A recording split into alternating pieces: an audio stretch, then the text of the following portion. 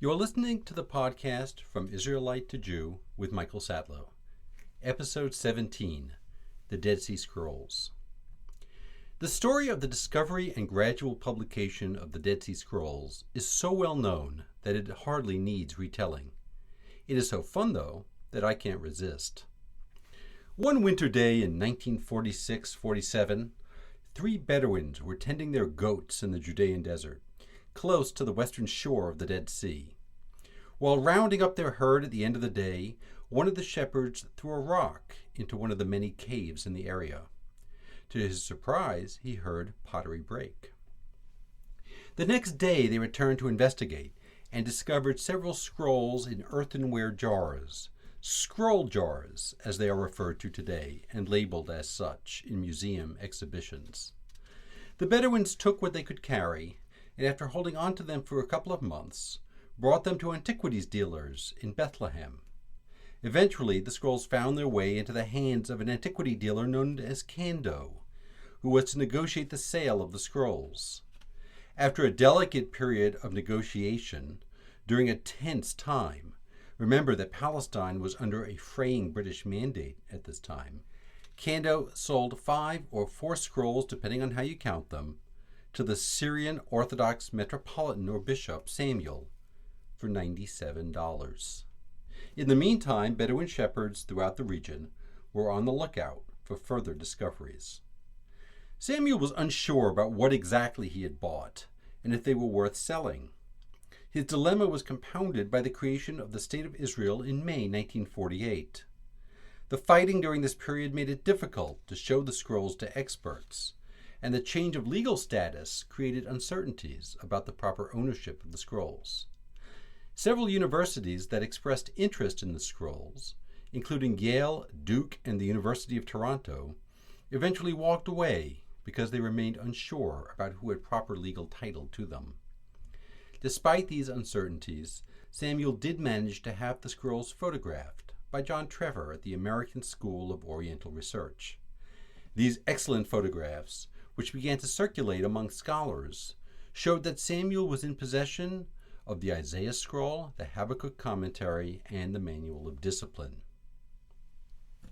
Samuel rebuffed Israeli attempts to buy the scrolls, instead opting to put a classified advertisement in the Wall Street Journal. The ad, published on June 1st, 1954, read, "Miscellaneous for sale, the 4 Dead Sea Scrolls. Biblical manuscripts dating back to at least 200 BC are for sale. This would be an ideal gift to an educational or religious institution by an individual or group. Box F206, Wall Street Journal." A man claiming to be a private collector responded, and he soon bought the scrolls for $250,000. He was, in fact, working on behalf of the Israeli government. Some of these original acquisitions can be seen today in the Shrine of the Book in the Israel Museum in Jerusalem. So goes the story of the first 4 scrolls, but what about the other 900? Bedouins uncovered major caves in their search for more scrolls, followed soon after by archaeologists, working with permission of the government of Jordan, which controlled the Judean desert at that time. Several scrolls were thus found and sold privately, while some of these scrolls have since been acquired by public institutions, especially the State of Israel, which legally claims them as the cultural heritage of the Jewish people. A few are rumored to remain in the hands of private collectors. Probably a greater loss to scholars is the fact that the caves were disturbed before archaeologists could more systematically investigate them. In any case, the remaining scrolls were shipped to labs in East Jerusalem for reconstruction, preservation, and filming. At the same time, the archaeologists excavated the settlement of Qumran, which is very close to the cluster of caves that yielded the majority of scroll fragments. Several of the major and best-preserved scrolls were quickly published. The story of the ancient scrolls then again collided forcefully with the forces of modern politics. In 1967, the Israeli capture of East Jerusalem included the Rockefeller Museum, where most of the scrolls were housed. Israel claimed legal ownership of the scrolls and soon moved them to their newly constructed home, the Shrine of the Book. They respected the rights of the scholars who previously had been working on them, though, to continue their work. For reasons that are disputed, the pace of publication dramatically slowed. An Israeli publication team moved to take some control over the process, and the entire affair, flamed by unceasingly harsh editorials in the semi-popular journal Biblical Archaeology Review, attracted public attention. Why were the scrolls still not completely published? Were they hiding something? There were probably many reasons for the delay, some more justifiable than others, but there was no conspiracy and no big bombshell. The opening of the floodgates came from an unexpected source. The scrolls had all been photographed and copies deposited in several libraries throughout the world for safekeeping. Each of these libraries had signed a non-disclosure agreement, except one. In 1991, Huntington Library in California discovered that it owned a set of these photographs that came to it indirectly and was thus not accompanied by a non-disclosure agreement. They soon released the full set of photographs into the public domain for all to see. In some respects, the story of the finding and publication of the scrolls is more exciting than the story told by the scrolls themselves, or it is at least a great deal clearer. The scrolls are important in subtle ways for historians. Their discovery contains no new or important revelations for adherents of religion today. Nobody's Judaism or Christianity changed as the result of the scrolls. No great myths were reinforced or debunked. For historians of the Jews of antiquity, though, they're a tremendous find. Discounting Josephus and Paul, we have no literature that identifies itself as a product of a Pharisee, and none at all from the pen of Sadducees. The literature of early Christians post-date the life of Jesus by a good many years. The Dead Sea Scrolls, perhaps partly authored by Essenes, a point to which I will return toward the end of this episode, but definitely by a Jewish sectarian group, open a window into, among other things, one Jewish sect during the Second Temple period. I will first describe the finds and their significance before turning to what they, combined with the archaeological evidence, tell us about their authors. Scholars typically classify the scrolls into three groups: biblical texts, non-sectarian Jewish texts, and sectarian texts. The quantitative breakdown is somewhere in the area of 40% biblical texts and 30% each of non-sectarian and sectarian compositions. The scrolls are almost entirely written in Hebrew and Aramaic, with a smattering of scrolls from one particular cave in Greek. They are primarily written on parchment or animal skins, with the notable exception of one remarkable and enigmatic scroll written on copper. The main cluster of caves in which they were found is located within sight of the settlement of Qumran, but a few of the caves, including the first one discovered by the Bedouin, are a good hike away. The entire area on the northwest shore of the Dead Sea is about 20 kilometers east of Jerusalem, through some harsh and rugged terrain. Although located near an oasis, even then the area appears to have been sparsely populated. The biblical texts written in Hebrew are precisely that, texts that we can identify as being part of the Hebrew Bible. I phrase this a bit elliptically on purpose. The Hebrew texts of the Bible found in the scrolls are sometimes not identical, either to the version now canonized and used by Jews, known as the Masoretic text, or the Greek translation, the Septuagint. Often the differences are minor, consisting of an added or omitted letter, most typically a Hebrew vav or yud, which can serve as guides to pronunciation. Other differences are more significant. Very different versions of Jeremiah, Daniel, and the Book of Psalms were found, for example, right alongside versions that are most familiar to us. The scrolls include a passage in 1 Samuel chapter 11 that makes the text much more comprehensible. Did this drop out of later versions, or was it added to an earlier one in order to clarify it? We don't know. Almost certainly the former was the case for Psalm 145, known in Jewish liturgy as Ashrei. This is an acrostic that even in the time of the rabbis was missing one letter, the nun. The rabbis have some theories as to why King David, to whom they ascribe the psalm, would have omitted a verse beginning with nun. Yet the full psalm, including the verse with the nun, was found in a fragment among the Dead Sea Scrolls. Faithful, Ne'eman, is God in all his ways and gracious in all his deeds, this psalmist declared. A similar reading is found in the Septuagint. Somehow the verse dropped out in the version that would make it into the Masoretic text. Every book found in today's Hebrew Bible is represented among the scrolls, with the single exception of the book of Esther. There is a text that is often referred to as Proto-Esther, because its fragmentary story seems to resemble that of the biblical book of Esther, but it is clearly distinct from that biblical book. The absence of Esther might be happenstance, or it might be because the book was not yet accepted into their canon. We have no way of knowing just yet. From this data we learn that even in the 1st century CE, the text of the Hebrew Bible was somewhat fluid. We should not exaggerate this. The text of the Torah, the Pentateuch, contained few significant variants, and most of the rest of the books was similarly stable. But we have little reason to think that these differences were the result of sloppiness. There were different versions of Holy Scripture in circulation, which fell into a few discernible patterns or families. It would not be until the early Middle Ages that Jews would fully nail down the text of their Bible. It was not just the text of the Bible that was in flux, though. Among the works that we call non-sectarian compositions, texts that contain no evidence of a distinct sectarian ideology, were many that purport to be holy. They give every indication that they consider themselves to contain authentic divine revelation. The books of Jubilees and Enoch, which I discussed in a previous episode, are among these books. There are fragments of a wide range of books like this, either pseudepigraphical, that is, written in the name of a biblical character, or simple declarations of divine revelation. The Genesis Apocryphon, for example, is the story of Genesis, but different.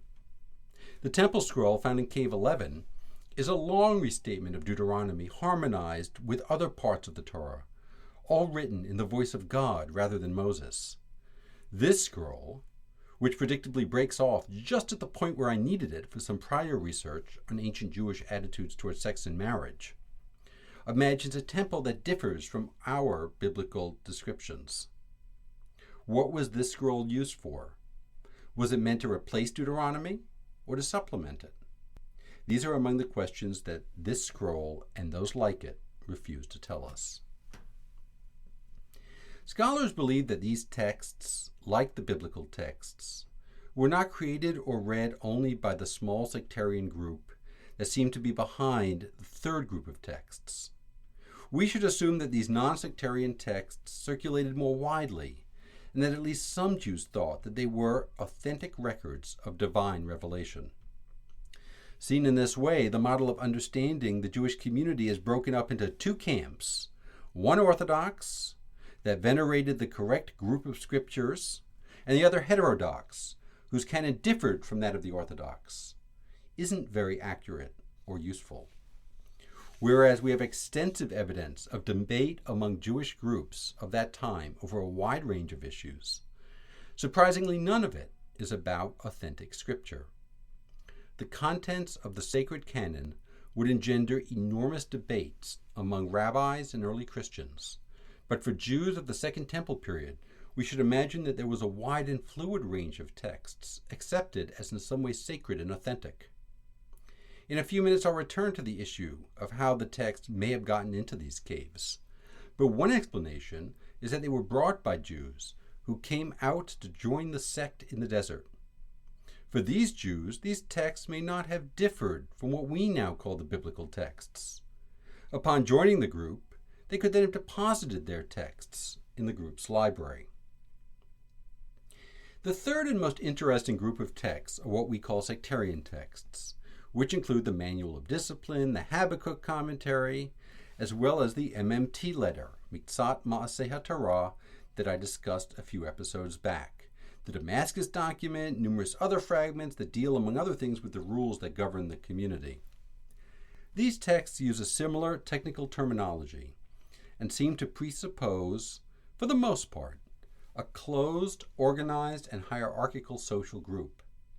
It is this group of texts that give us an inside look at a Jewish sect from the Second Temple period. It is important to recognize that, like every other group of texts that I've discussed thus far, these texts are hardly transparent. By analyzing the script and sometimes by scientific means, we can roughly date a copy of a text. But that tells us only when that text was physically written, not when it was first created or composed. In the case of the Damascus document, our fullest copy dates to a medieval manuscript found in the Cairo Geniza. How it got there remains a mystery. Moreover, even the text as we have it sometimes underwent development. Assorted fragments, for example, make it clear that the Manual of Discipline changed through time, and the most complete version to survive is exactly that, only one version that might have been in circulation. So with those caveats, what can we say about the sect? A very different picture emerges from most of these scrolls than the one that came out of MMT. As you might recall, I suggested that MMT might have been written in the early stages of the group's formation. Its tone is mild and accommodating. In these other documents, the tone is harsh and polemical. What MMT sets up as a difference over particular points of ritual and maybe calendar, this literature sets up as a cosmic and deterministic dichotomy.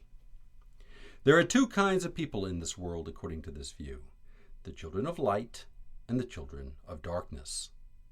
They, quite naturally, are children of light, apparently predestined to be so, and their opponents are all children of darkness.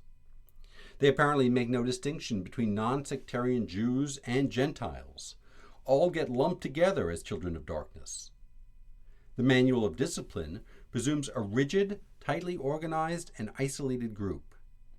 Prospective members go through a 3-year testing period, at the end of which they are enrolled in the group and allowed access to the pure food and drink. The community has a variety of officers, perhaps including an inspector, examiner, an instructor, and governing council. The priests play an important role, although the scrolls are not entirely consistent about their role, as well as the role of the group's other leaders. It is unclear from the scrolls alone if women could join the group. The Manual of Discipline seems to presume a male community, but does not explicitly prohibit women from joining. The Damascus document, on the other hand, appears to presume the existence of families living outside of a central settlement, in commerce with those outside of the group. One of the major beliefs of the group was that there was revealed and hidden knowledge, a position that, when held by some early Christians later, came to be known as Gnosticism. Only the preordained members of the group, who sometimes called themselves the Community of the Renewed Covenant, had access to the hidden knowledge. This knowledge included distinctive laws dealing especially with purity and Sabbath. They appear to have been particularly strict about both. As with the later Gnostic groups, though, the hidden knowledge might have had a metaphysical or even an ontological dimension. The group prayed daily. Many of these prayers are unexceptional: confessions, praises, and thanksgiving, to God mainly. One set of prayers, though, a scroll known as the Songs of the Sabbath Sacrifice, aspires to something more. These songs are replacements for the regular Sabbath sacrifice in the Jerusalem temple.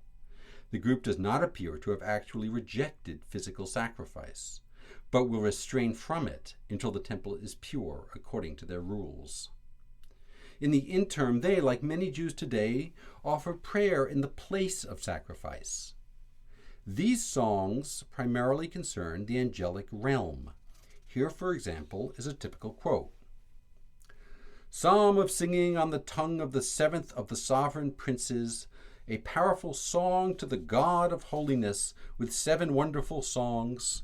You will have to sing to the King of holiness 7 times with the 7 words of wonderful songs, 7 psalms of his blessing, 7 psalms of glorification of his justice, 7 psalms of exaltation of his kingdom, 7 psalms of praise of his glory, etc. You get the point. The various princes, angels that is, worship God in patterns of 7. What is the point of such a liturgy? The community sees some kind of connection between itself and the angelic realm. While the precise nature of that connection is a bit unclear, it involves a breaking down of the barrier between heaven and earth, maybe even a transformation. Either the angels are thought to come down to worship among the community, or the community seeks to be transformed into the angelic realm, or maybe both. Angels and demons played a large role in their understanding of the world. Some of the scrolls suggest heightened eschatological expectations, that is, the end of the world was near. One entire scroll, the War Scroll, describes the order of the approaching great battle in which the children of light will defeat those of darkness. Those sentiments, though, do not occur frequently in the scrolls. So what do we have? Who wrote the scrolls? What is their story? According to one scholarly reconstruction, the group began with a group of Sadducite priests in the 2nd century BCE. Whether they were annoyed by the Hasmonean usurpation of their role or had genuine disagreements about issues of purity and calendar, they withdrew from the temple, and eventually at least some of them and their followers, led by the teacher of righteousness, settled at Qumran. Who was this so-called teacher of righteousness? The scrolls frequently mention him, but usually in only the most general way. We don't yet have a name for him, and some scholars doubt that he existed at all. One cluster of texts, though, that do treat him as a real historical figure are known as the Pesharim. This is often translated as commentary or interpretation, but more literally means solution. These Pesharim equate prophecies, particularly those in the books of Habakkuk, Isaiah, Nahum, Hosea, Zephaniah, Malachi, and the Psalms, to events in the history of the group. The identifications are not based on any rules. They seem inspired. Figures and characters from these biblical books are interpreted as symbols for people, events, etc. in the community's history, at least as they imagine it. From these Pesharim, it would appear that the teacher of righteousness was persecuted by the priestly authorities. In one account, the wicked priest summons the teacher of righteousness on the day that the teacher, using a different calendar from the one that was used in the temple, regarded as the Day of Atonement. What may have begun as an internal disagreement among priests hardened over time. The reigning temple authorities did not change their ways. Over centuries, ritual disagreements transformed into the binary notion of the cosmos, shown in some of the texts. The division became an abyss, into which in the eyes of the predestined children of light, the rest of the world was destined to fall. When the Romans destroyed Qumran in 68 CE, though, they made no distinctions between the children of light and those of dark. While that strikes me as the most plausible historical reconstruction, it is not the only possible one. Some scholars have argued that there was no link between the settlement of Qumran and the scrolls. Based on the archaeological data, they view Qumran possibly as a fortress or a Roman villa that contained several kinds of workshops. The archaeological data is indeed ambiguous. There is a strange absence of evidence for living quarters at Qumran, for example, and not a single scroll fragment was found at the site itself.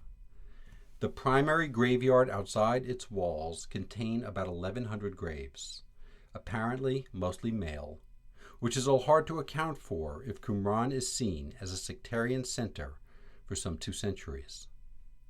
The first excavators at Qumran were Catholic priests, and they tended to interpret their finds as evidence of something resembling a medieval monastery, complete with a scriptorium, where they postulated that the scrolls were written and copied.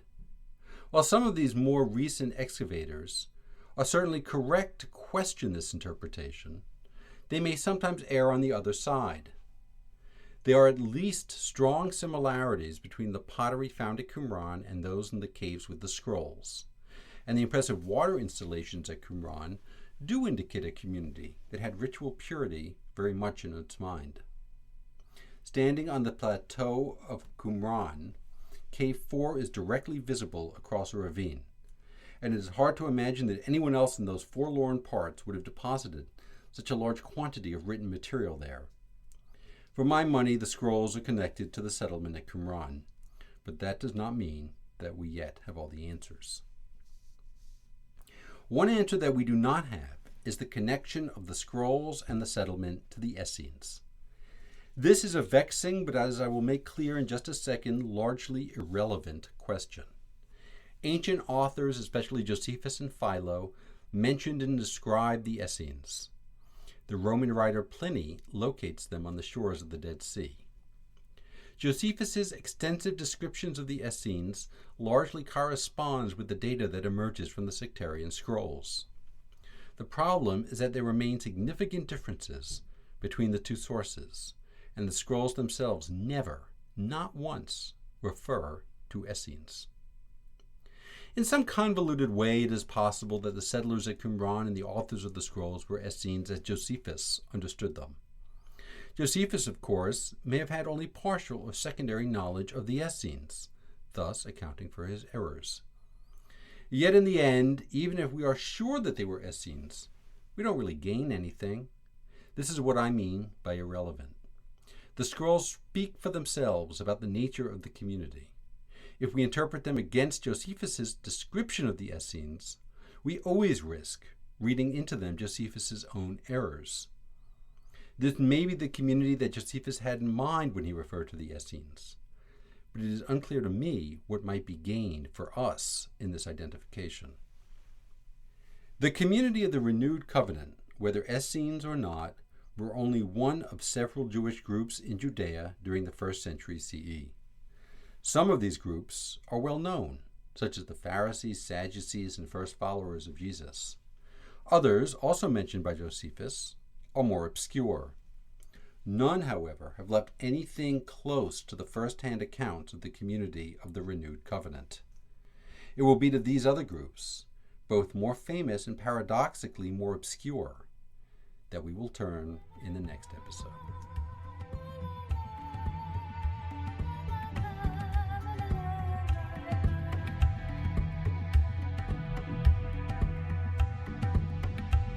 You have been listening to the podcast From Israelite to Jew with Michael Sadlow.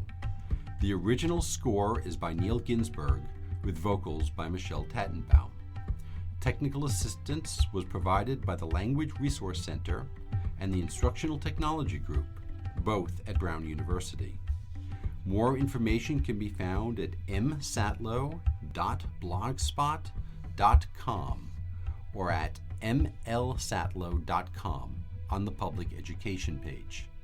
I welcome your comments. Thank you for listening.